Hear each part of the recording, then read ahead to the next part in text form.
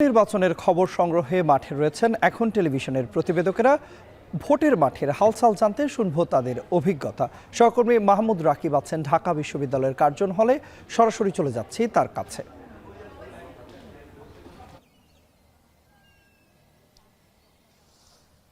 তন্ময়, আপনাকে ধন্যবাদ। ঢাকা বিশ্ববিদ্যালয় কার্জন হলের সামনে থেকে আমরা আপনার রায় অনুষ্ঠানে দর্শকদের স্বাগত জানাচ্ছি। আমরা মূলত আজকে এই নির্বাচনে যারা ঢাকার সংবাদ সংগ্রহ করছেন কিংবা ঢাকার বাইরের বিভিন্ন জেলায় সংবাদ সংগ্রহ করেছে সেই সব খবরগুলো জানাবো।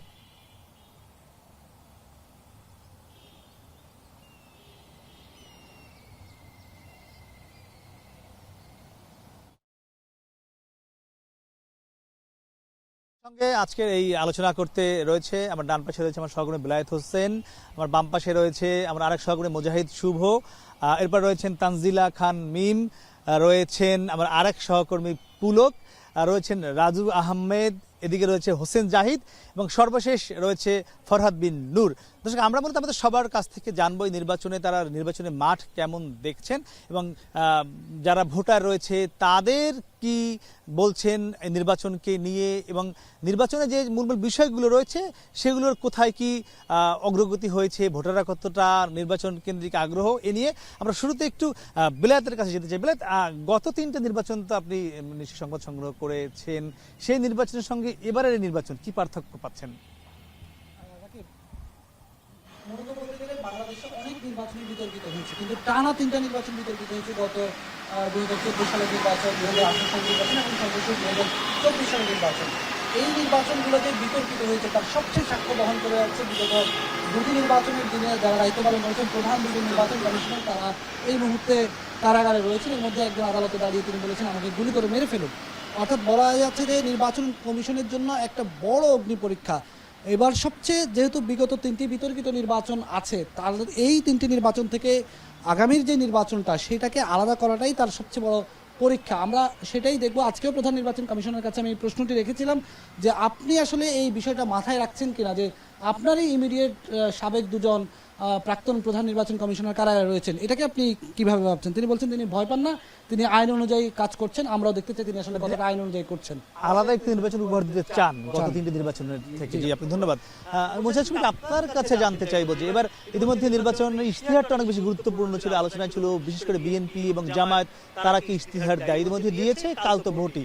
ইশতেহারে কেমন দেখেছেন, আগের চেয়ে পার্থক্য নতুনত্ব কিছু আছে কিনা এই দুটি জোটের মধ্যে? আসলে তিনটি দল যদি আমরা বড় করে বলি যে বিএনপি, জামাত এবং এনসিপি 51 দফা, 41 দফা এবং 36 দফা তারা ইশতেহার দিয়েছেন। তবে বিশ্লেষকরা আসলে বলছেন যে এর মধ্যে অনেক পুরনো জিনিস আছে যেগুলো আসলে অতীতে বাস্তবায়ন করা সম্ভব হয়নি। তবে বিএনপি যেমন বিভিন্ন কার্ডের কথা বলছে, ফ্যামিলি কার্ড, কৃষক কার্ড বা কৃষি ইন্স্যুরেন্সের কথা বলা হচ্ছে, এগুলোকে আসলে জামাত আবার বলার চেষ্টা করছে যে আসলে এগুলো অনেক আগেই ছিল, পুরনো, বিগত সরকার আসলে দিয়েছে। আবার একইভাবে জামাত যখন বলছে যে তারা নারীদের জন্য মর্যাদা প্রতিষ্ঠা করতে চায় বা মাতৃত্বকালীন সময়ে তারা 3 ঘন্টা কমাতে চায়, সেই জায়গায় আসলে আবার বিএনপি তখন জামাতকে আসলে বলার চেষ্টা করছে তারা তাদেরকে ঘরের ভিতরে রাখতে চায়। কিন্তু চাঁদাবাজি বন্ধের ব্যাপারে এবং দুর্নীতিমুক্ত সমাজ বা রাষ্ট্র গঠনের জন্য এনসিপি এবং জামাতের পক্ষ থেকে সবসময় আসলে বলা হচ্ছে এবং চাঁদাবাজ হিসেবে একটি কার্ড আসলে ব্যবহার করা হচ্ছে। যেমন বিএনপির দিকে বিএনপি একইভাবে নারী কার্ড এবং ধর্মের কার্ড ব্যবহার করছে জামাতের বিপক্ষে। কিন্তু এনসিপির একটি বিষয় গুরুত্বপূর্ণ, তারা জুলাই সনদকে সব থেকে বেশি গুরুত্ব দিচ্ছে এবং বিগত 16 বছরে এবং জুলাইয়ের এই সময়ে যতগুলো হত্যাকাণ্ড হয়েছে সেগুলোর সুষ্ঠু বিচার করা এবং গুমগুলোর বিচার যেন তারা সুষ্ঠুভাবে করতে পারে। খুব বেশি পরিষ্কারভাবে আসলে এনসিপির পক্ষ থেকে এটি আসলে দেওয়া হয়েছে। একটু বলবেন যে আমরা দেখছি এবার নির্বাচন প্রচারণায় অনেক বেশি নতুনত্ব এসছে। আপনি তো ঢাকার বেশ কিছু আসন নির্বাচন সংবাদ সংগ্রহ করেছেন, সবচেয়ে নতুনত্ব বা ব্যতিক্রম আপনার কাছে কোথায় মনে হয়েছে?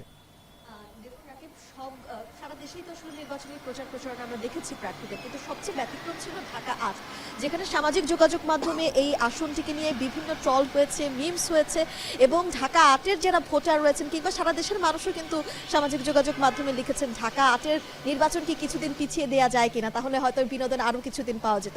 অর্থাৎ এই যে নির্বাচনী যে প্রচারণা, দুই প্রার্থীর একে অপরকে কটাক্ষ করে কথা বলা, প্রতিদ্বন্দ্বিতামূলক কথাবার্তা বলা, আমরা এটা আগেও দেখেছি, কিন্তু এতটাই আসলে সংঘাত মুক্ত মুক্ত। সংঘাত মুক্ত, একে অপরকে শুধুমাত্র কথা দিয়ে কিভাবে আঘাত করছে, আবার কথা দিয়ে কিভাবে কাছে টেনে নিচ্ছে, এটা আসলে আমরা এই ঢাকা ৮ আসনের বিএনপি মনোনীত প্রার্থী মির্জা আব্বাস এবং ঢাকা ৮-এর আরেকজন ঐক্যদলীয় জোটের প্রার্থী 11 দলীয় যে জোটের প্রার্থী নাসিরউদ্দিন পাটোয়ারি, তাদের নির্বাচনের প্রচারণায় কিন্তু আমরা দেখেছি। এটা আলাদা একটি জায়গা তৈরি করেছে পুরো একদমই তাই। বাংলাদেশের এবং মধ্যে। আমরা দেখেছি বিভিন্ন সময় সাংবাদিকরা যে প্রশ্নগুলো দিয়েছে সেগুলো দেখা যাচ্ছে যে তারা যেভাবে স্যাভেজ অ্যান্সার দিয়েছে, জেনজিদের ভাষায় বলতেই হয়, সেই অ্যান্সারগুলো আসলে জেনজিরা খুব তাদেরকে টাচ করতে পেরেছে। গ্রহণ করেছি। আপনাকে ধন্যবাদ।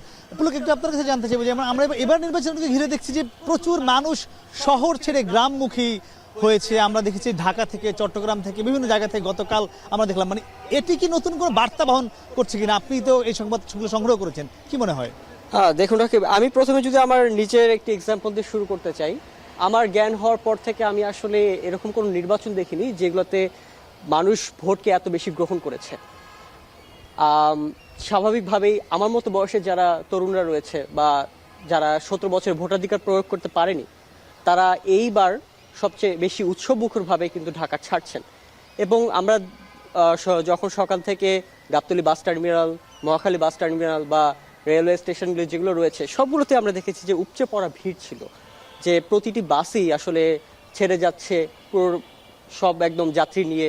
এবং রেল স্টেশনে আমরা দেখেছি যে ট্রেনের উপরে যাত্রীরা ছাদ বোঝাই করে যাচ্ছে এবং লঞ্চগুলো স্টেশন থেকে বলা হচ্ছিল যে এই ধরনের যাত্রী চাপ আসলে ঈদে তারা ফেস করে থাকেন।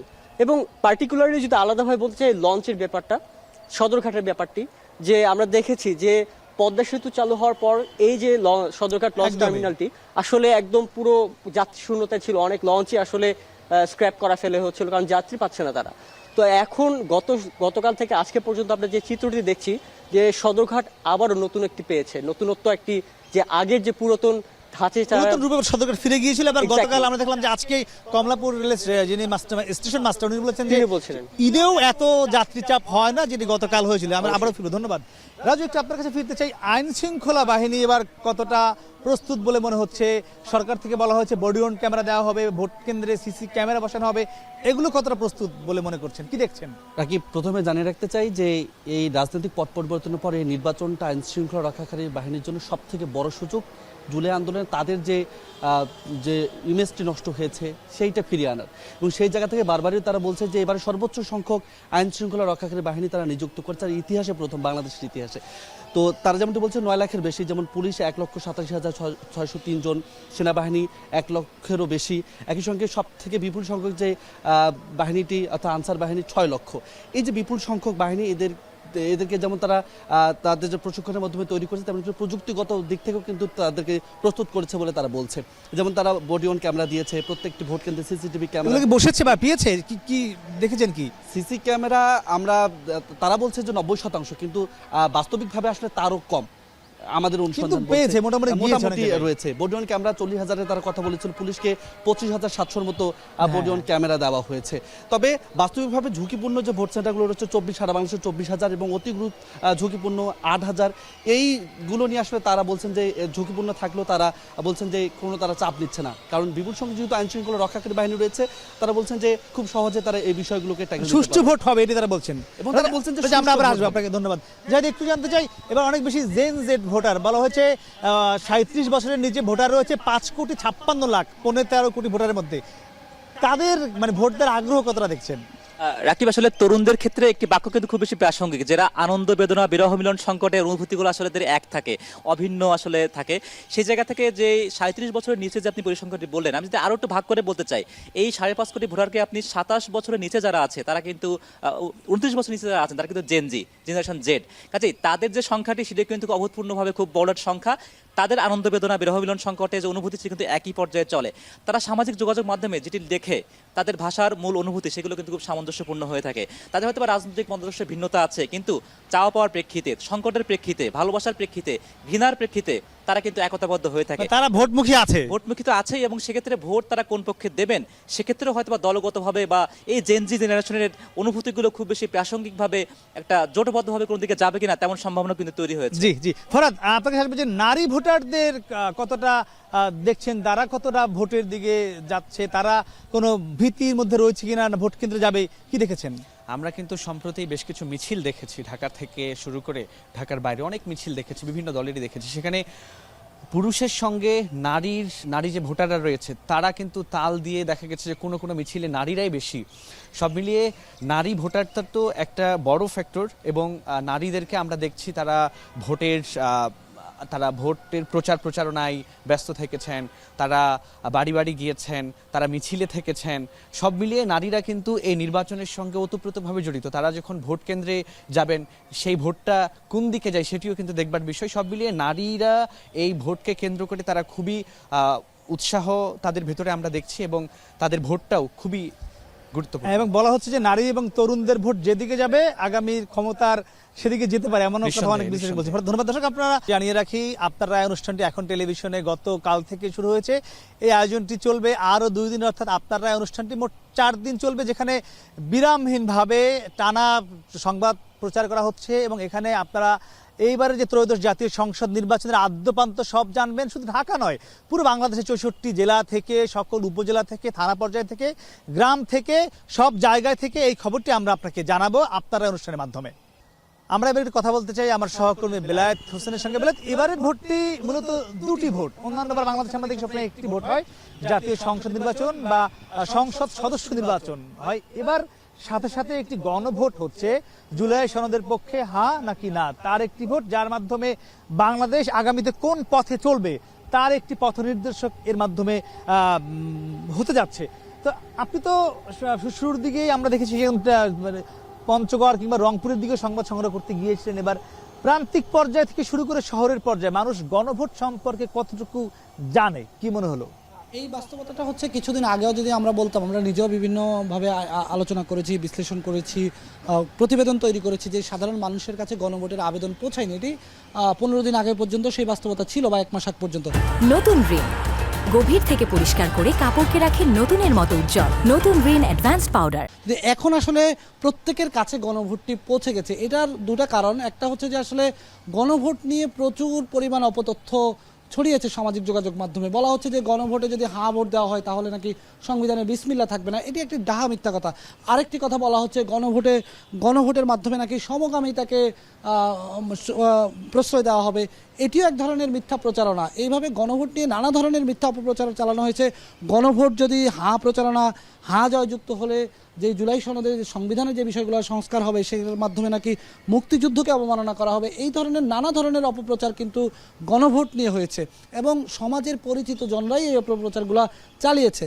এবং সরকারের পক্ষ থেকে কি প্রচারণা বেড়েছে, আরো এর মাধ্যমে গণভোটের আবেদনটা মানুষের কাছে পৌঁছে গেছে। এবং এখন গ্রামের একজন কৃষকও মনে করে যে আমার যদি গণভোটে হ্যাঁ জিতে তাহলে আমার ছেলে যদি যেই চাকরিটা পাবে পিএসসির মাধ্যমে, সেই চাকরিটার মধ্যে কোনো ধরনের দলীয়করণ হবে না। সরকার চাইলে তার দলের লোকদেরকে নিয়োগ দিয়েই প্রশাসন তার মতো করে বা সরকারি যে দপ্তরগুলো তার মতো করে সাজাতে পারবে না। সুতরাং একজন কৃষকও চায় আমি গণভোটে এখন যদি হ্যাঁ ভোট দিই তাহলে আমার ছেলেটা নিশ্চয়ই গণভোটের যে চাহিদাটা একদম প্রান্তিক পর্যায়ে পর্যন্ত পৌঁছেছে আপনি মনে করছেন? এটি রাজনৈতিক দলগুলো কি ঠিকঠাক প্রচার করছে, সেটি কি হয় একদম এক লাইনে বলবেন? রাজনৈতিক দলগুলোর ক্ষেত্রে আমরা কারো মধ্যে গণভোট নিয়ে এক ধরনের কি বলবো ধরি মাছ না ছুঁই পানি এরকম একটা অবস্থা কিন্তু দেখা গেছে কোনো রাজনৈতিক দলের মধ্যে।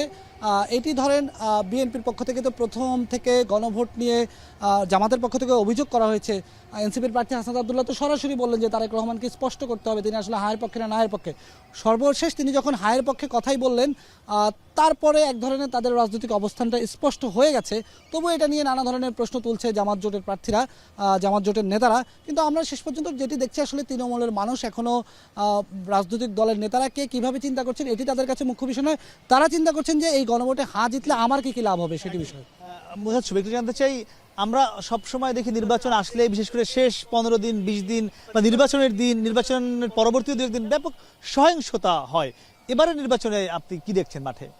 প্রচারণা যখন শুরু হয়েছে তার আগে থেকে কিন্তু ধারণা ছিল হয়তো অনেক সহিংসতা হবে, কিন্তু সেটি অনেকাংশে অনেক ক্ষেত্রে আসলে কম হয়েছে, মৃত্যুর ঘটনাও একেবারে কম, আহত কম হয়েছে। মানে এটির কারণ হিসেবে বলা যেতে পারে সোশ্যাল মিডিয়া যেভাবে আসলে সোচ্চার, মানুষ কিন্তু একটু ভয়ও পাচ্ছে যে আমার সবকিছু আসলে ভোটার দেখে ফেলবে, ফাঁস হয়ে যাবে। আবার একইভাবে কেউ যদি সহিংসতার সঙ্গে জড়িত থাকেও তাদেরকেও কিন্তু বিভিন্ন দলের পক্ষ থেকে খুবই দ্রুত বহিষ্কারের মানে চিত্র আমরা আসলে দেখছি। এবং একইভাবে আপনি দেখবেন যে আইন শৃঙ্খলা বাহিনীর পক্ষ থেকে কিন্তু এমন হুঁশিয়ারি দেয়া হয়েছে যে হাত থাকবে না কেউ যদি কোনো ভোটে হাত দেয় বা অন্যভাবে কারচুপি করার চেষ্টা করে।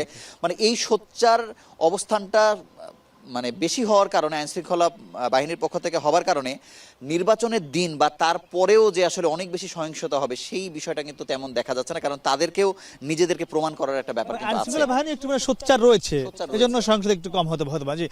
যেতে চাই মিমের কাছে। মিম, আপনি তো ঢাকার সংবাদ সংগ্রহ করছিলেন একদম সেই গত 1.5-2 মাস ধরে নির্বাচনে, আপনি ঢাকা 8-এর কথা বলছিলেন কিছুক্ষণ আগে।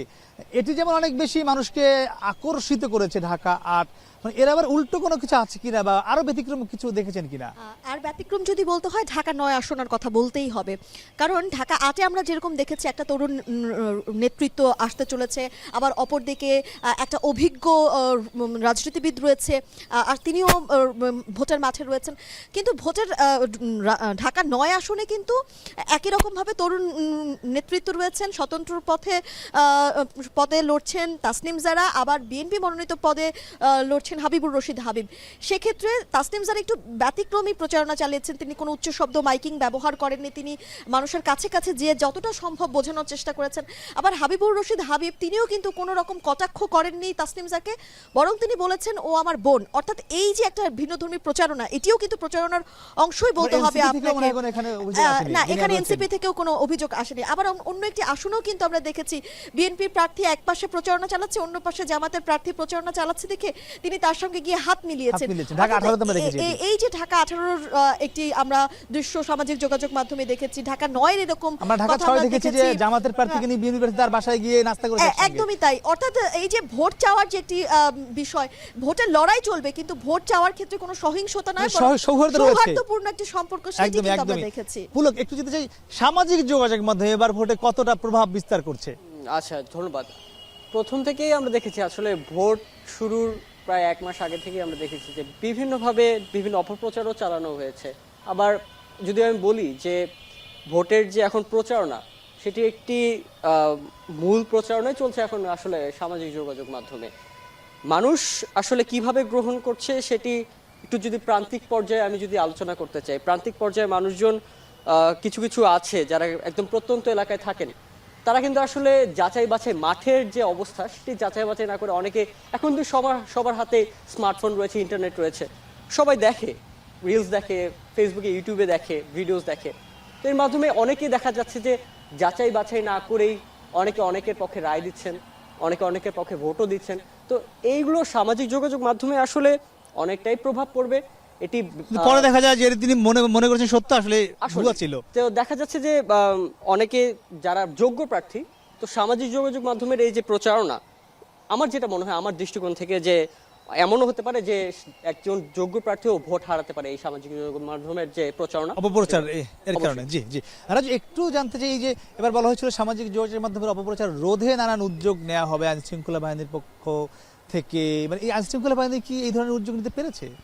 রাকিব, দেখেন আসলে বাংলাদেশে বিপুল সংখ্যক সামাজিক যোগাযোগ মাধ্যম ব্যবহারকারী রয়েছে, এবং আমাদের এখানে দেশে গুটি কয়েক যদি বলি যে ফ্যাক্ট চেকার রয়েছে যারা কাজ করে থাকে। অর্থাৎ একসঙ্গে এত পরিমাণ গুজব ছড়িয়ে যায়, আসলে কোনো বাহিনীর পক্ষ থেকে এটি আসলে নিয়ন্ত্রণ করা সম্ভব নয়। কারণ একসঙ্গে যদি কোটি কোটি ইউআরএল সৃষ্টি হয় তাহলে এটি তো আসলে নিয়ন্ত্রণ করা সম্ভব নয়। তবে এই কিছু কিছু ক্ষেত্রে তারা ব্লক করে বা ফ্যাক্ট চেকারদের মাধ্যমে ছড়িয়ে দিয়ে সেটিকে একটু সমতার মধ্যে আনার চেষ্টা করে। সেই সঙ্গে একটু জানিয়ে রাখতে চাই যে নির্বাচনে যে সংখ্যার কথাগুলো বলা হচ্ছে, যেমনটি বলা হচ্ছে যে 24,000-এরও বেশি ভোট কেন্দ্র ঝুঁকিপূর্ণ, একই সঙ্গে 8,000 অতি ঝুঁকিপূর্ণ, এবং ঢাকার মধ্যে 13টি আসনের মধ্যে 13টি আসনে 1400-রও বেশি ঝুঁকিপূর্ণ আসন রয়েছে। যদিও তারা এই ঝুঁকিপূর্ণ আসনগুলোকে কোনো ফ্যাক্ট মনে করছে না, বলছে যে এটি আসলে তারা নিয়ন্ত্রণ করে ফেলবে। তবে গুরুত্বপূর্ণ তথ্য হচ্ছে সম্প্রতি বিভিন্ন গণমাধ্যমে 3000-এর বেশি অপরাধীর তালিকা প্রকাশ হয়েছে এবং 352 জন শুটারের তালিকা প্রকাশ হয়েছে।